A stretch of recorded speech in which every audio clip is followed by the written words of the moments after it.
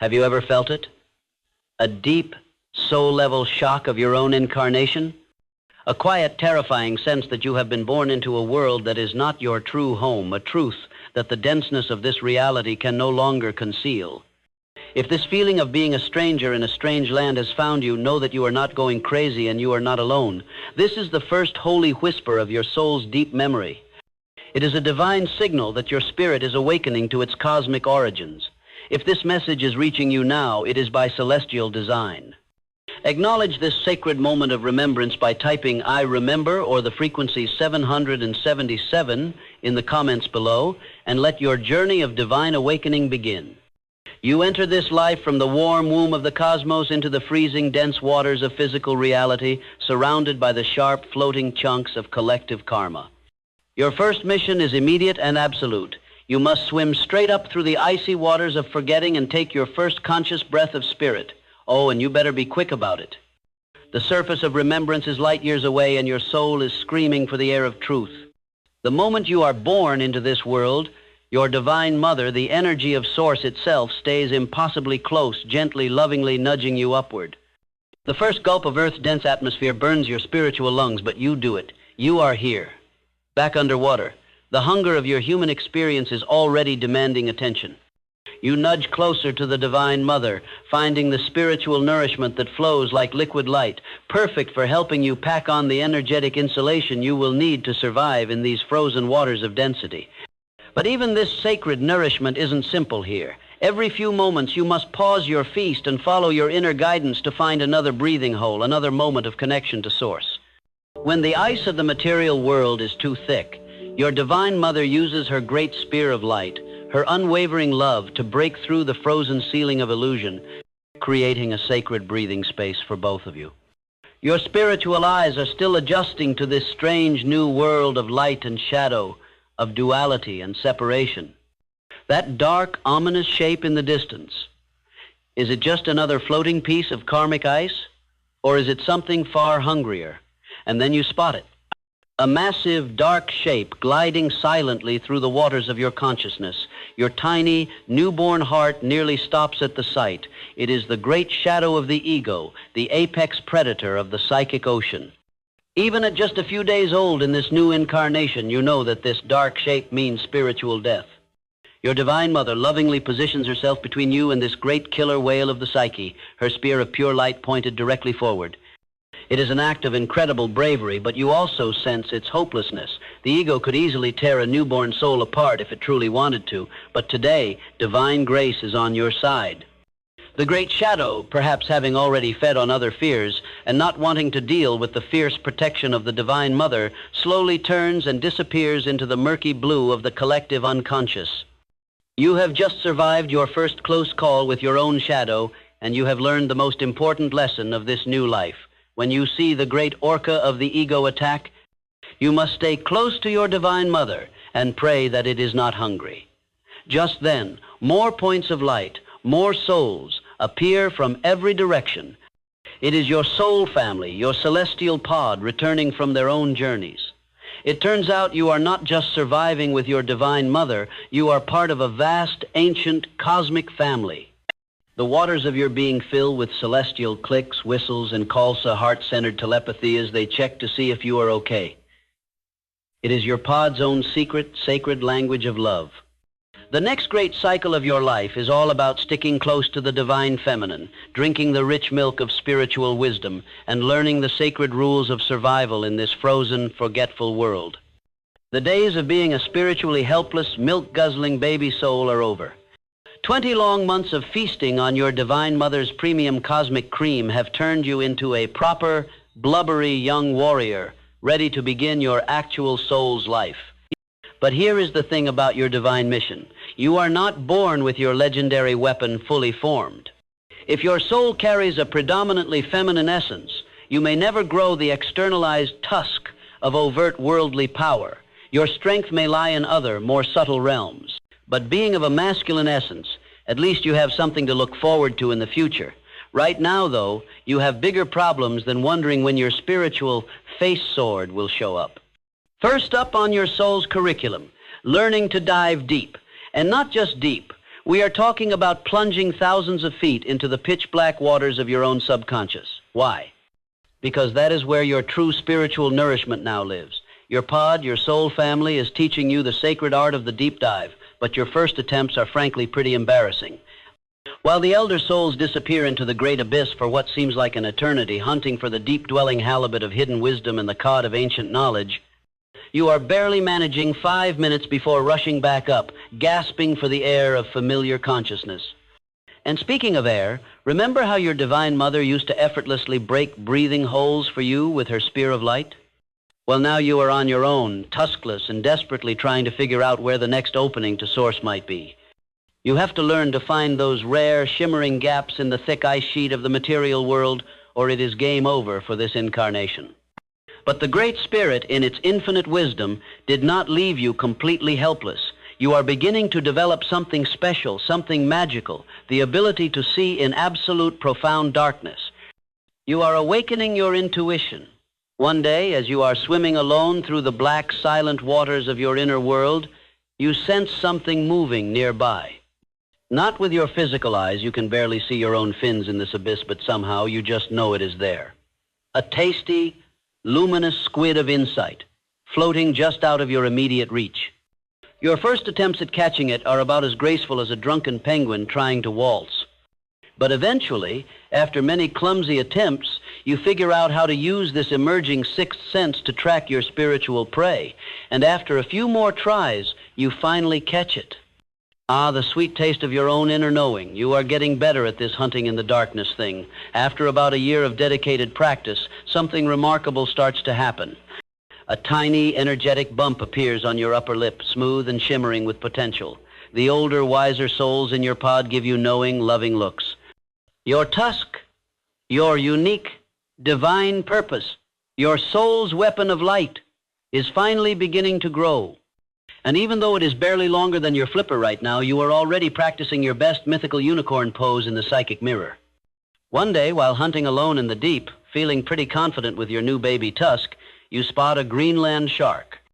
It is an ancient, slow-moving predator of the soul, a being of pure, cold survival instinct. It is young like you, about your size, probably on its own first solo hunting trip. Your heart races, but something else kicks in too, a desperate, egoic need to prove yourself, to test your newfound power. The shark circles you, its cold, dead eyes sizing you up. You point your small new tusk forward, trying to look intimidating, though you probably look more like a child brandishing a plastic sword. The shark lunges. You dodge, and with a wild swing, you manage to scratch its tough side. It comes back for another pass, this time grazing your fin with its razor-sharp teeth. The dark water fills with the energetic signature of both your blood as you spin and dance in this dangerous underwater ballet of shadow and light. Just when you are both reaching the point of utter exhaustion, a deep, powerful clicking sound, a high-frequency sonar blast, echoes through the water. An adult warrior soul, one of your divine mother's old friends, emerges from the darkness. The shark, deciding this party is getting a little too crowded, vanishes into the deep. "Look how I fought it off," you brag to the elder, trying to hide how much your fins are shaking. Your mother's friend gives you a gentle, loving nudge, the celestial equivalent of a pat on the back, but her telepathic message is crystal clear. "Nice spear, kid. But maybe wait until that divine purpose of yours is fully grown before you go picking fights with ancient demons." The next 5 great cycles of your existence pass in a blur of deep diving for wisdom, of growing your spiritual power, and of learning the intricate laws of this dense physical reality. Your once tiny tusk of purpose now stretches an impressive 8 feet forward, a magnificent spear of spiraling light, and your spiritual body has bulked up to match its power. These days you are cruising the cosmic waters with your own pod, a soul family of 15 to 20 other awakened beings, including some masculine souls sporting tusks of purpose just as impressive as yours. Together you have carved out your own vibrational territory in these icy, amnesiac waters. Most lower frequency predators, the petty demons of doubt and fear, do not dare to come near a group of warrior souls with spears of light on their faces. Speaking of predators, there is one that still gives you nightmares, one that represents the ultimate test, the orcas, the great shadow of the collective ego. Just last month, one of your beloved pod members went up for a quick breath of divine air. That is when it happened. A great orca appeared out of the murky nowhere, and before anyone could even react with a sickening crack, your friend's mighty tusk of purpose was broken like a twig. Your pod saw his broken spear of light sinking into the dark seafloor and rushed to help, but by the time you got to the surface, all you found was a cloud of dark, red, energetic residue in the water. The orca was gone, and so was your friend, just another snack for the apex predator of the psychic ocean. That day changed everything. Now your pod stays tight, moving like one single unified body through the dangerous waters of the world, your combined light a brilliant shield against the ever-present darkness. A few months pass and a new season arrives, spring. The vibrational temperature of the planet begins to rise, creeping up from its usual freezing state to what feels like a balmy tropical vacation for your soul. Different energetic currents begin to flow, and suddenly everyone in your pod is getting restless. A deep, ancient stirring has begun. It is time for the annual great journey, the pilgrimage to the celestial breeding grounds, where the masculine and feminine soul pods gather for the brief, intense, holy season of co-creation. Now, these are not just any random spots in the cosmic ocean. These are sacred sites, energetic nexuses where souls have been meeting for thousands of years, specific areas in the great Baffin Bay of consciousness where the ice of separation starts to break up first in the spring. Think of it as the universe's biggest speed dating event. Hundreds of awakened souls who have been living in their separate boys and girls pods all year, suddenly meeting up in one supercharged, high-frequency place. A whole bunch of nervous, mythical unicorns with 9-foot-long ice-pick tusks, all trying to flirt and find their perfect divine counterpart. Your pod begins the great journey, and you can already feel the palpable excitement building in the waters. You see other masculine pods heading in the same direction, everyone practicing their best tusk moves, like cosmic teenagers getting ready for the prom. You catch yourself spinning your own spear of purpose around more than usual, hoping you have what it takes to impress the divine feminine. After all, you have spent 2 long years growing this 9-foot beauty. It is time to see if it was worth all the trouble. As you get closer to the sacred breeding grounds, the water fills with more souls than you have ever seen in your life. Feminine souls, radiant and graceful, start appearing in the distance, and suddenly, every masculine soul around you is trying way too hard to look cool, you included. Your smooth, practiced spin moves turn into an awkward, clumsy twirl, and you almost poke another male in the side with your magnificent tusk. Great first impression. Suddenly, you spot her. A divine feminine soul gliding through the water with the effortless grace of an underwater ballet dancer. In your frantic rush to show off your magnificent purpose, you manage to get your tusk tangled up with another male's who had the exact same idea. The whole breeding ground looks like an underwater spiritual talent show gone terribly wrong. Masculine souls are diving deep, showing off their tusks, trying to look impressive and spiritually advanced. You attempt your own special move, a perfect spiral swim you have been practicing for months. It is going great until... Oh, wait, is she even watching? Nope. She is too busy admiring some hotshot with a slightly longer, more impressive-looking tusk. Just when you are about to give up and label yourself the most awkward soul in the entire Arctic, something completely unexpected happens. Another feminine soul, one you had not even noticed, has been watching your failed attempts at being cool, and she actually seems amused. It turns out some divine feminine souls prefer a partner who can make them laugh, even if it is by accident. Your sacred spring romance lasts just a few glorious days. You hang out, you show off your authentic moves, you co-create, you merge, and then that is it. It is time to go back to living separate lives. That is just how these particular soul contracts roll. No family picnics or daddy-daughter days here. Here is a fun fact about these cosmic family lives. They basically do not exist in the way you might think. Masculine and feminine souls often only meet during these intense co-creative spring seasons, spend a few powerful days together, and then go their separate ways. The feminine souls raise any new creations, any new vibrational realities on their own in their all-girl pods. And you just go back to hanging out with your bachelor pod, probably bragging about your sacred breeding season adventures. This is how life goes on, how the great cosmic dance continues. Nowadays, the Arctic of your world is changing. The old ice patterns of society are not what they used to be, and the energetic waters feel different each and every year. But souls like you have survived here for millions of years. And as long as there is deep, dark water of the subconscious to explore, rich fish of wisdom to hunt, and thick ice of illusion to break through, you will keep on living your best, most magical unicorn whale life. After all, being one of the universe's greatest mysteries has its perks. The unawakened world still cannot quite figure you out.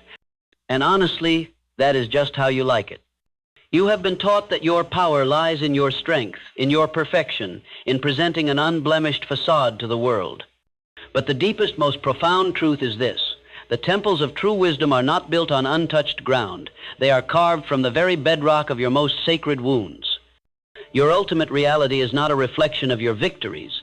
It is a direct echo of the frequency you learn to cultivate in the presence of your own pain. To avoid this sacred wound, to numb it, to run from its holy fire, is to be lost in a shallow storm of meaningless pursuits, a ship without a compass, tossed on the waves of temporary pleasure.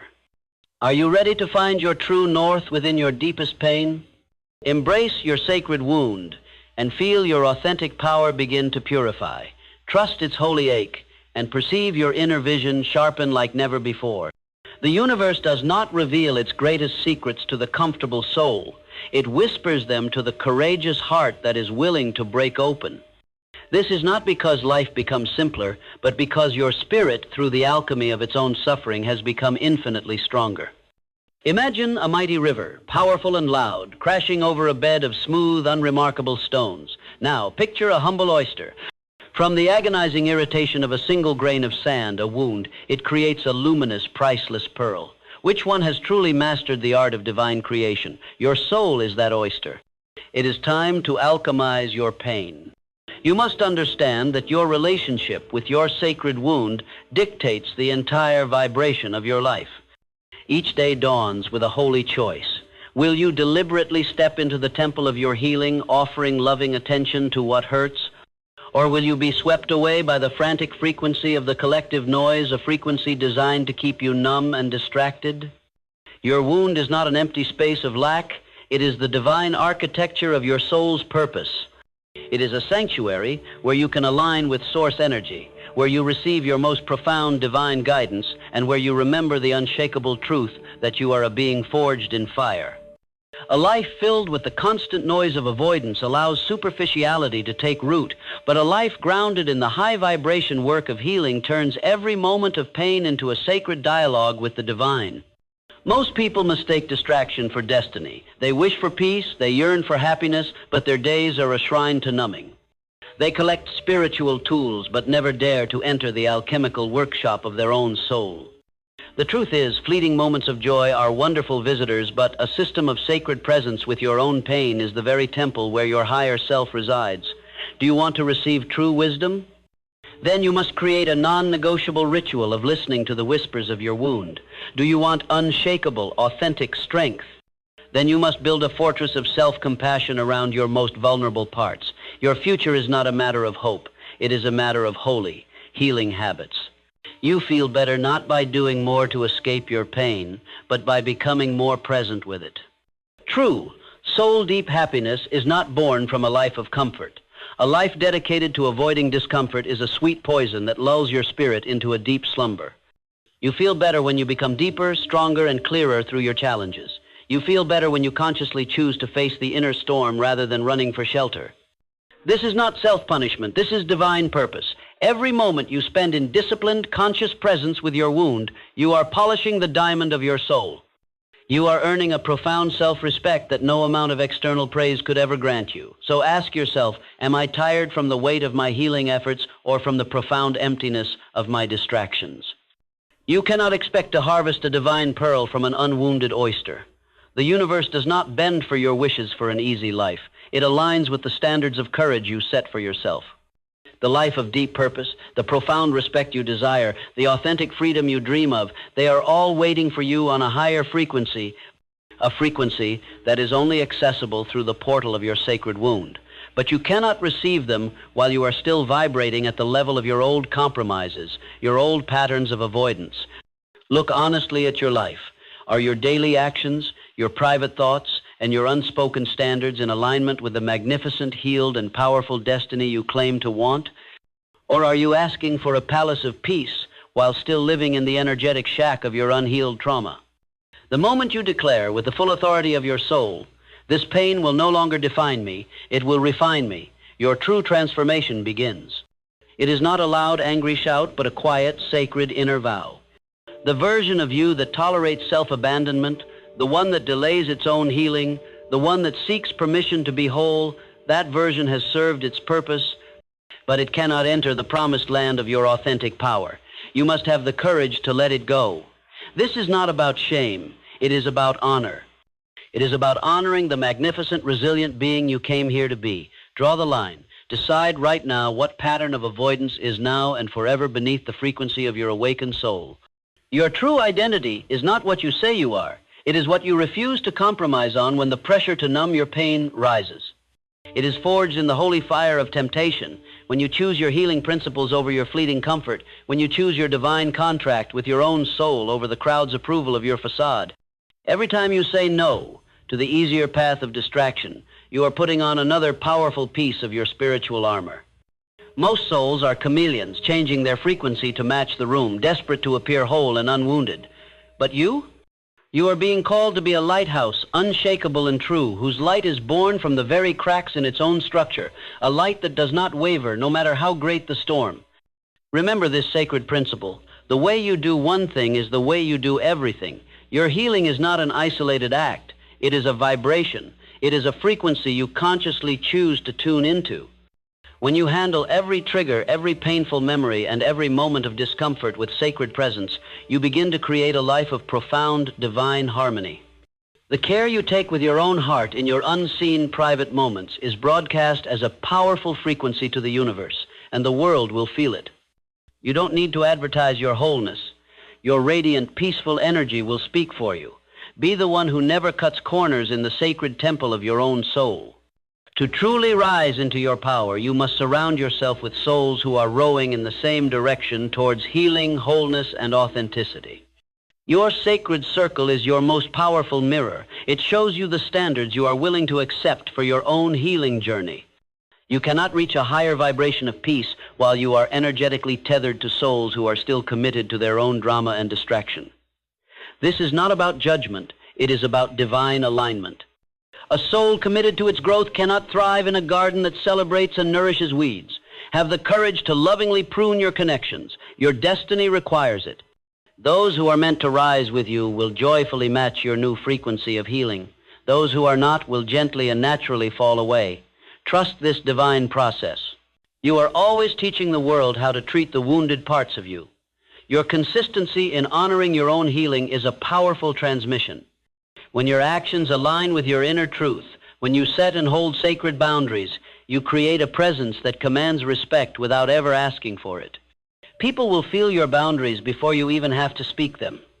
They will sense your power because it is not borrowed from a place of external bravado. It is generated from the unshakable sanctuary you have built within yourself. You are here to set the tone. Walk into every room as an emissary of healing, not with arrogance, but with the quiet, profound authority of a soul who knows its worth is not, and never was, up for negotiation. When you finally raise your standards for your own healing, be prepared. Your past and the parts of you that are loyal to it will rise to test you.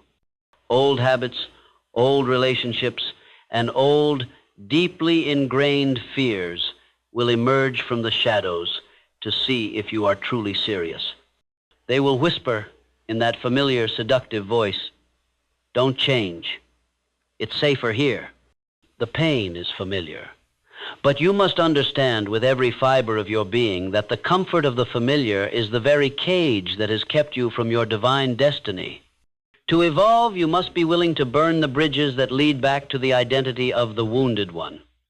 This is your great trial, and your ultimate victory lies in your loving, unwavering refusal to turn back.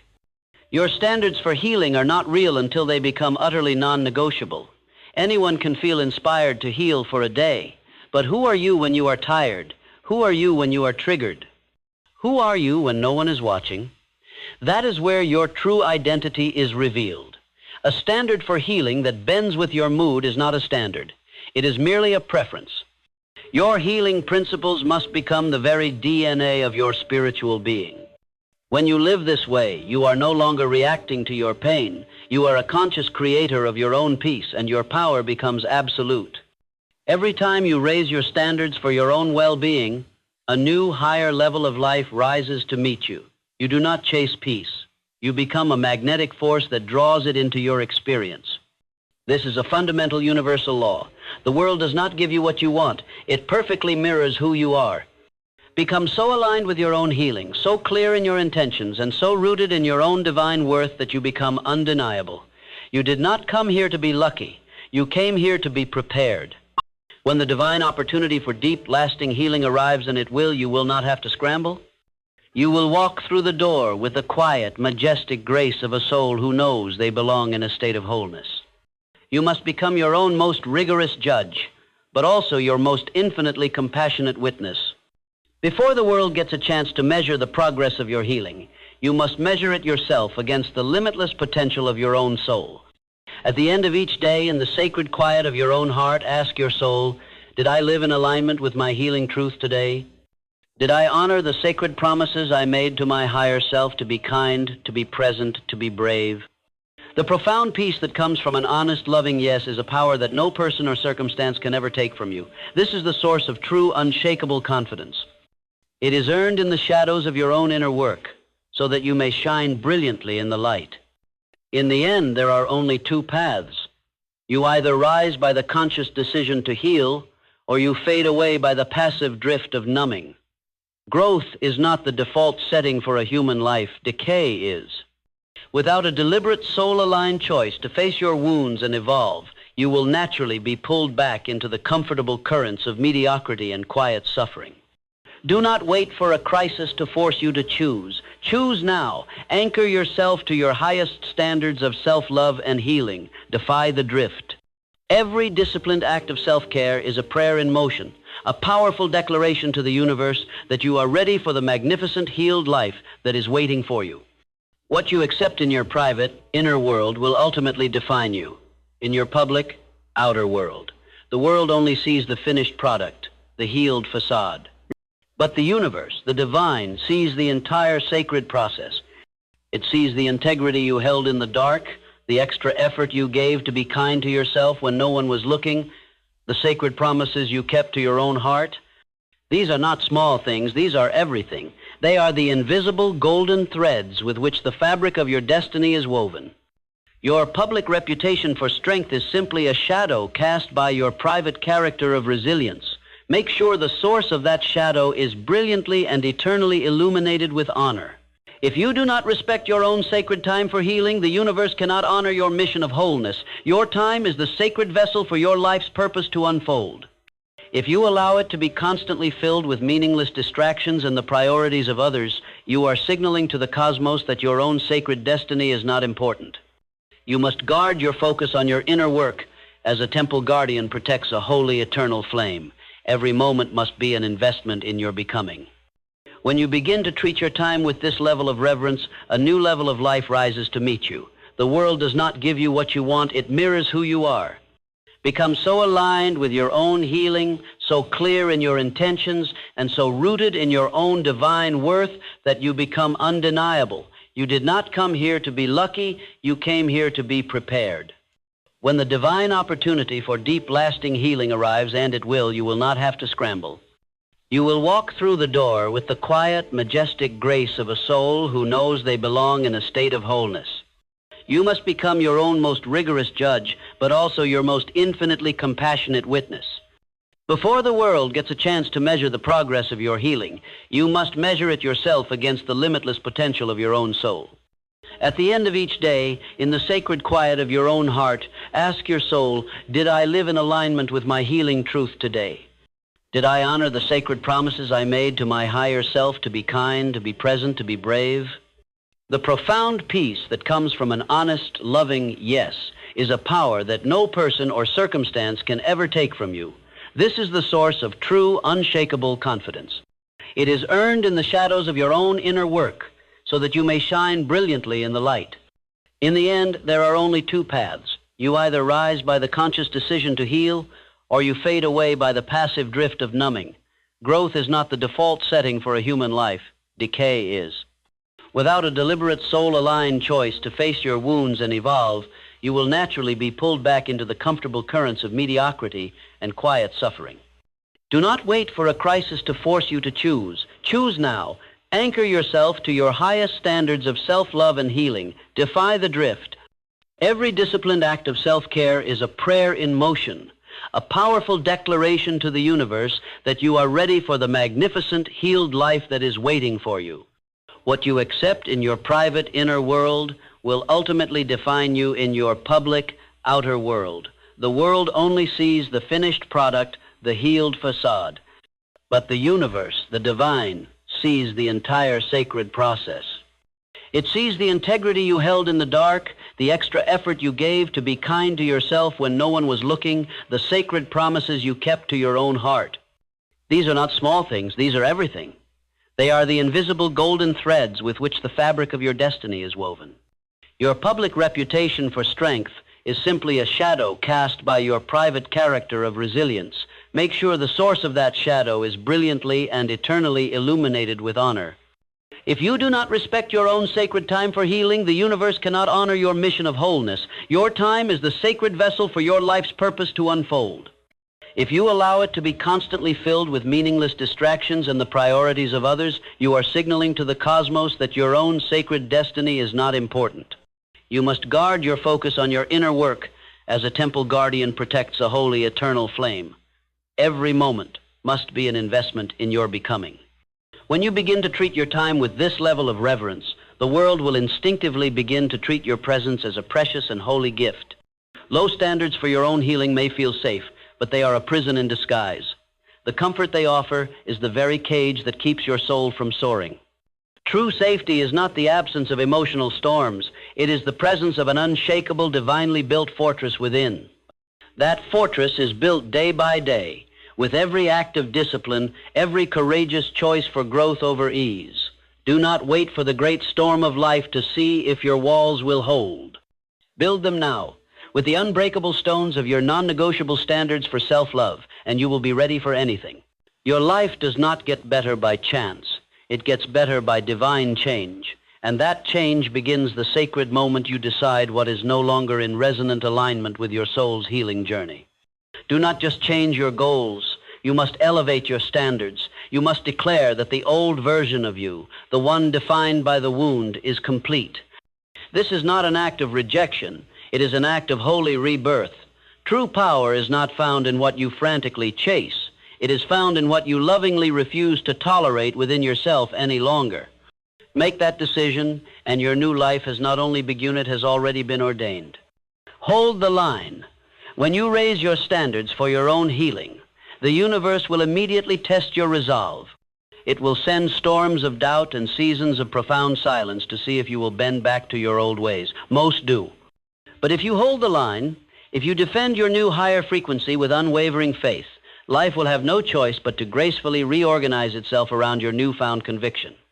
The world doesn't yield to hesitant wishes, it bows to steadfast conviction. Your determination to heal is the most powerful creative force in the universe. There is one sacred truth that governs all of creation. Your life does not rise to the level of your hopes, it rises to the level of your standards.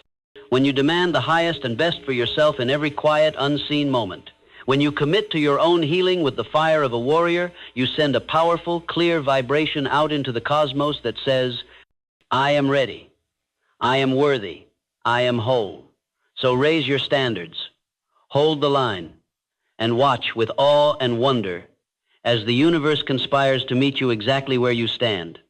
Your healed destiny is not a gift, it is a mirror. Show it the most magnificent, powerful, and whole version of you.